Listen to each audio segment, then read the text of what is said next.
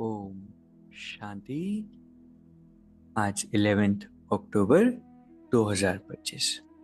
Self progress के लिए 3 main points.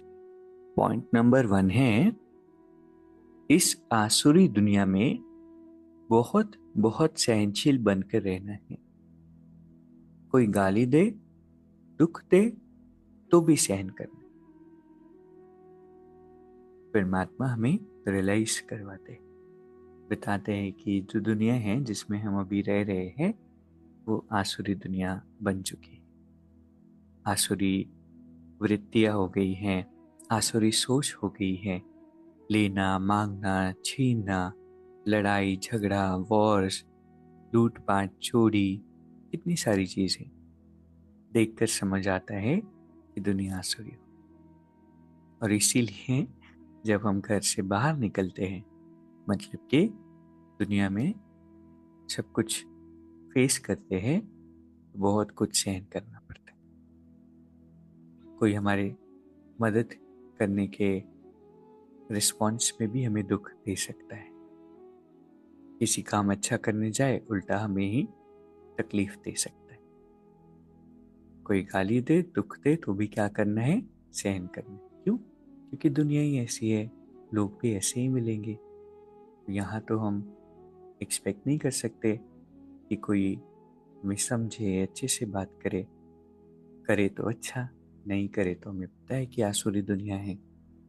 दूसरा पॉइंट, एक नामी और इकोनॉमी के पाठ द्वारा हलचल में भी अचल अडोल भाव।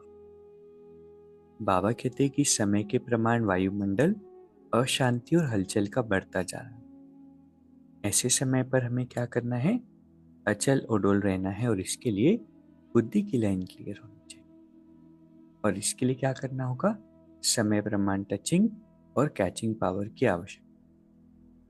और इसको बढ़ाने के लिए एक नामी और इकोनॉमी। एक नामी और इकोनॉमी करने वाले बच्चों की लाइन क्लियर होती है, और इसके कारण बाबा के डायरेक्शंस कैच कर सकते। तो एक नामी मतलब एक, बाबा ही मेरा संसार है, सारे संबंध, डीप कनेक्शन परमात्मा से, और साथ में इकोनॉमी, संकल्पों की इकोनॉमी, कोई भी चीज एक्स्ट्रा नहीं, हर तरह से economy। तीसरा पॉइंट है, स्थूल सूक्ष्म कामनाओं का त्याग करो, तब किसी भी बात का सामना कर सके। हम सभी के अंदर ना बहुत सारी डिजायर होती है। कभी वो डिजायर स्थूल होती है कि ये चाहिए वो चाहिए, और दूसरी सूक्ष्म होती है कि नाम चाहिए, मान चाहिए, अलग अलग तरह की हो सकती है। बाबा कहते अभी लेने वाले नहीं, देने वाले देवता, इनका त्याग करो तो किसी भी बात का सामना कर सके। तो आज के 3 पॉइंट से, पहला है दुनिया है आसुरी, तो हमें बनना है बहुत बहुत सहनशील। दूसरा है बुद्धि की लाइन क्लियर करनी है, क्योंकि समय प्रमाण अशांति और हलचल बढ़ती जा रही है। तो बुद्धि की लाइन क्लियर करने के लिए इकोनॉमी और इकोनॉमी का पार्ट। तीसरा है स्थूल कामनाएं भी और सूक्ष्म कामनाएं भी, दोनों पर जीत पानी है, दोनों का त्याग करना है। अभी 1 मिनट हम मेडिटेट करेंगे। मैं शांत स्वरूप आत्मा हूं। मैं आत्मा भरपूर हूं। I am complete with in my self. मुझे बाहर किसी से कुछ भी नहीं चाहिए। एक बाबा ही मेरे संसार है, और वही मेरी दुनिया है।